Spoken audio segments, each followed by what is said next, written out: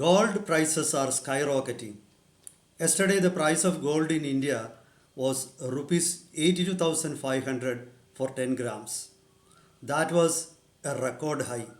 In fact, newspapers in India say gold prices broke record every day. It seems that gold is on a perpetual rally. You know, over the last several months, gold prices have not looked back. This is not just the case of India. This is happening everywhere. India's in India also, gold price movements are not just dependent on the demand for the precious metal within the country. It is decided by the global market, global outlook, global economic realities, etc. When Donald Trump was inaugurated the other day, there was a hope in the minds of people that gold prices may stabilize. That was because that the Trump administration will take initiative in stabilizing the geopolitical tension.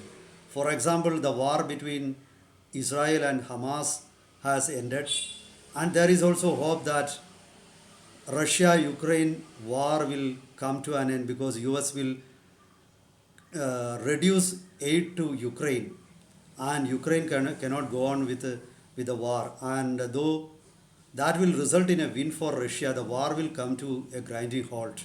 This is what people expect. But instead of that, despite Donald Trump taking charge as the President of United States, the gold prices started moving up. There are two questions. I'm now going to analyze two questions. Or I'm trying to answer two questions. Number one, will gold prices increase in the coming days in India and other countries? That is number one. Second question is why gold prices are rallying permanently. First of all, let me tell you that don't take this as an advice. I am not an expert in bullion market, but take this as an academic discussion. I am trying to analyze whatever facts on the public domain. I am trying to look into the opinion of experts and the reason for that. Welcome to Insights. I am Hari Kumar. First of all, let me answer the two questions straight and then I will justify my answers. Number one is gold prices are going to increase in the coming days. This is what I can understand from the current realities, geopolitical realities, market realities, demand side, everything. The second the second answer is gold remains the only stable asset in the world. People trust only gold as an asset, and they don't have much trust in government bonds, share market, on real estate, or on any other investment tool. So as long as the situation remains, gold prices will rise. And there is a fear that a war is going to break out between the US and their major trading partners. So that is also the reason for the continuing price rise of gold. Let's go into the details. As I said, I think till from October 2023, many rating agencies, many analysts in the world have been predicting a steep rise in the price of gold, and that has come true. I remember reading an analysis of Goldman Sachs in 2023 of October, where they predicted that the price of gold is going to increase significantly in the coming days, and in 2020, by the end of 2025, that is going to be sky high. So I think that prediction has come true, and it is still rising. Why the prices continue to rise still despite Mr. Donald Trump becoming the president of United States? Reason is, as I said, everybody expects a trade war. This is because Trump, even during his campaign, Donald Trump had promised to make U.S. economy the healthiest economy in the world, and for that, he said he is going to slap extra duty on import items from other countries. For example, he said he will slap 100% more duty on imports from China, and he said he's going to slap 60% more import duty on goods from India. You know, US had a trade deficit with China as well as India. Even with India, US has got a trade deficit of around 40 billion US dollars. This is the trade between India and the US is is heavily in advantage of India. So this is the case with many other countries also. So now Donald Trump thinks that this is not because Indian products or Chinese products are better than US products. This is because they slap more import duty, but they want to export things to US, and they want US to not to slap much duties, more duties on uh, items exported by those countries. And that could be the reason that this is what Trump thinks. So naturally, when Trump increases import duties for goods from India and China, both these countries are going to increase duties on US goods. Then this is not confined to India and China. Now Trump has promised to increase import duties on goods from other countries also, including Mexico, Canada, then other European countries, etc. So definitely this is going to be, the situation is going to be murky. The economy will be roiled. So there is going to be a tax war. I don't know how it is going to end. Perhaps US will be able to strike a deal with many countries, including India. Let's wait for that. That is number one. The second thing, many analysts say that earlier there was a relationship between price of gold and interest rates.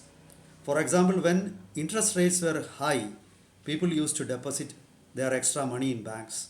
When interest rates were low, people used to take out the money and invest that in gold. But that is no more. That relationship is no more there. Even when the interest rates are high, people prefer gold as an investment vehicle. So this is why price of gold is not falling nowadays. You know, nowadays interest rates are very high even in US, but people are not investing. They have not stopped investing in gold. Price of gold has not fallen. This is one of the reasons. Then another reason is that we all need to recognize the truth that it is not the individual buyer who pushes the price of gold up. Large scale purchase of gold by central banks of the world is causing the hike in price of gold. This is leading to a gold price rally. And that is the reason, you know. So it is not the individuals, it is not the demand from individuals, it is the demand from central banks. And they mop up gold in tons and tons, not in sovereigns, not in grams as individuals buy. So don't blame this price rise on individuals. This is the central banks. Because you know, the political atmosphere in the world has become murky. Nobody knows what is going to happen tomorrow. Even countries, they are afraid of an impending catastrophe. There is doom in Europe. So central banks have lost faith in their own currencies. You know, majority of central banks in the world now keep around 70% of their reserves in gold. This is true to US Federal Reserve also. Now think about that.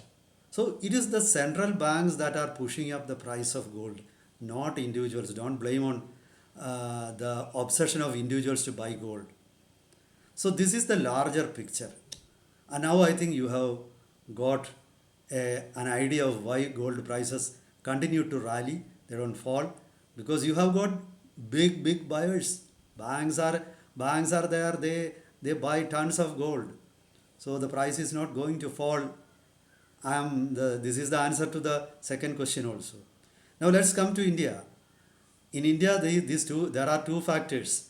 As I said, global trends, of course, influence Indian market also.